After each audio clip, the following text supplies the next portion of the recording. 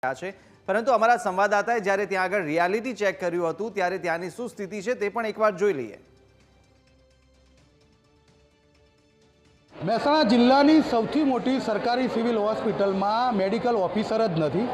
આ સિવિલ હોસ્પિટલમાં 22 મેડિકલ ઓફિસરનું મહેકમ મંજૂર થયેલું છે, પરંતુ આ પૈકીના 5એ અગાઉ રાજીનામું આપી દીધું હતું ને 17 મેડિકલ ઓફિસર ફરજ બજાવતા હતા અને 17 પૈકી પણ મોટાભાગના મેડિકલ ઓફિસર રજા ઉપર છે અથવા તો અન્ય સ્થળે નોકરી પર ચાલ્યા ગયા છે।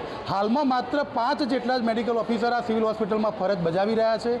તે પૈકી 2 મેડિકલ ઓફિસરને ART સેન્ટર અને 1 મેડિકલ ઓફિસરને જેલ ડ્યુટી સોંપાયેલી છે। માત્ર 3 મેડિકલ ઓફિસરથી સિવિલની ડ્યુટી કરવામાં આવે છે। મેડિકલ ઓફિસરની જવાબદારી હોય છે કે જ્યારે પણ કોઈ ઇમરજન્સી ઘટના આવે અથવા તો ઇમરજન્સીમાં સારવારની સ્થિતિ ઊભી થાય ત્યારે મેડિકલ ઓફિસર મહત્ત્વપૂર્ણ જવાબદારી નિભાવતા હોય છે।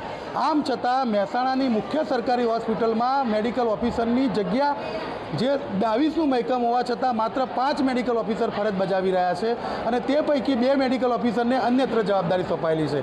સિવિલ હોસ્પિટલ સત્તાવાળાઓએ પણ સ્વીકાર્યું છે કે મેડિકલ ઓફિસર નહીં હોવાને કારણે સિવિલમાં જે દર્દીઓ આવે છે તેમની સારવારમાં ખૂબ પરેશાનીનો સામનો કરવો પડી રહ્યો છે।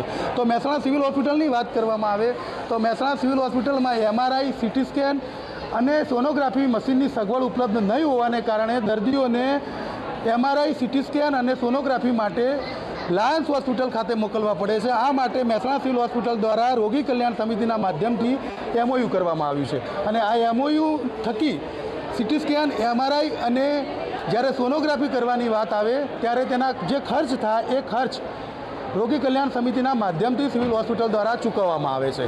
જો કે CM સેતુ જે યોજના છે અંતર્ગત મોટાભાગના તબીબો જે અહીં સ્પેશિયલાઇઝ તબીબો છે તે ભરવામાં આવેલા છે, તેમની જગ્યાઓ ભરાયેલી છે, પરંતુ મેડિકલ ઓફિસરની માત્ર 5 જગ્યાઓ જ અહીંયા હાલ જે 5 જેટલા જ મેડિકલ ઓફિસર અહીં ફરજ બજાવી રહ્યા છે અને આ કારણે જિલ્લાની મુખ્ય સરકારી જે સિવિલ હોસ્પિટલ છે તેમાં મોટા પ્રમાણમાં દર્દીઓ આખા જિલ્લામાંથી આવતા હોય છે।